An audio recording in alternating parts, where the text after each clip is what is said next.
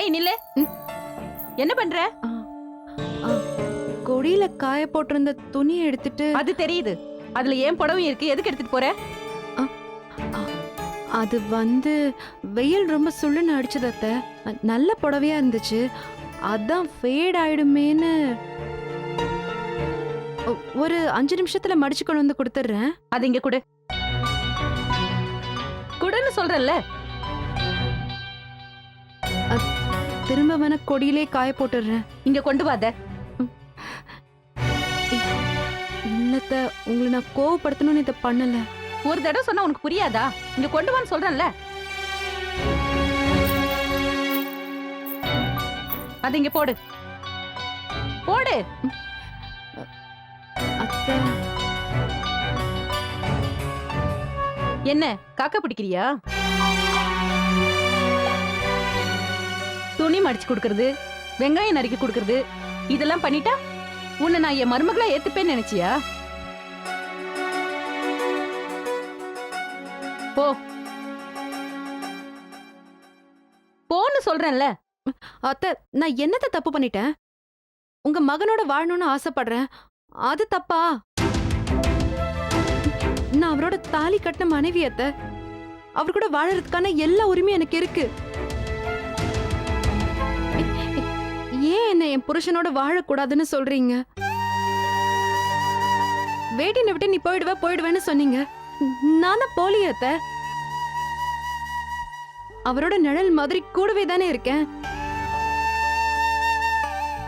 இதுக்கு முன்னாடி நான் அவரை வெறுத்து ஒதுக்கி இருக்கலாம், வேண்டான்னு கூட சொல்லியிருக்கலாம். ஆனா இப்ப அவரை மனசார காதலிச்சு இனிமே அவர்தான் எனக்கு எல்லாமே முடிவு பண்ணி இந்த வீட்டுக்கு வாழ வந்திருக்கேன் அத்தை. என்ன ஆசீர்வாதம் பண்ணி வரவேற்க வேண்டிய நீங்களே வேற ஒரு பொண்ண வேட்டையனோட மனைவியாக போறவன்னு சொல்லி இதே வீட்டுல தங்க வச்சிருக்கீங்க. என்ன அத்தை இதெல்லாம்?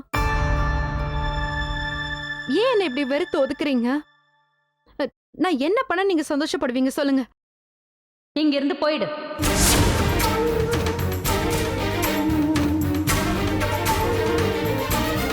அப்பதான் நான் ரொம்ப சந்தோஷப்படுவேன்.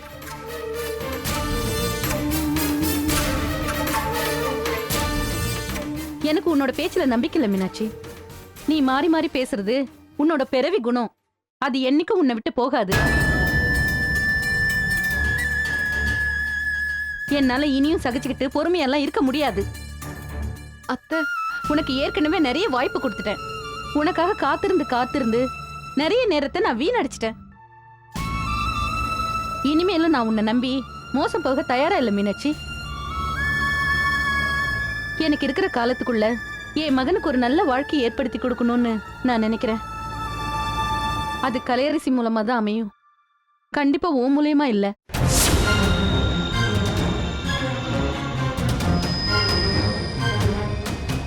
அத்தை, ஏன் அத்தை இப்படி சொல்றீங்க? நான் சத்தியமா இனிமே மாமா விட்டுட்டு போக மாட்டேன். என்ன நம்புங்க அத்தை. என்னைய மாமாவையும் ஏத்துக்கோங்க அத்தை. உங்களை கெஞ்சி கேட்டுக்கிறேன். நீ அவசரப்பட்டுட்ட மீனாட்சி. உன் பழைய வாழ்க்கை முழுசா ஞாபகம் வரதுக்கு முன்னாடி நீ வேட்டையும் தான் எல்லாமேன்னு முடிவெடுத்திருக்க கூடாது.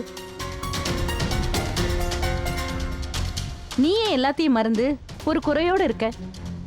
இந்த நேரத்துல வாழ்க்கையோட முக்கியமான முடிவு எடுக்கிறது முட்டாள்தனம்னு உனக்கு தோணலையா?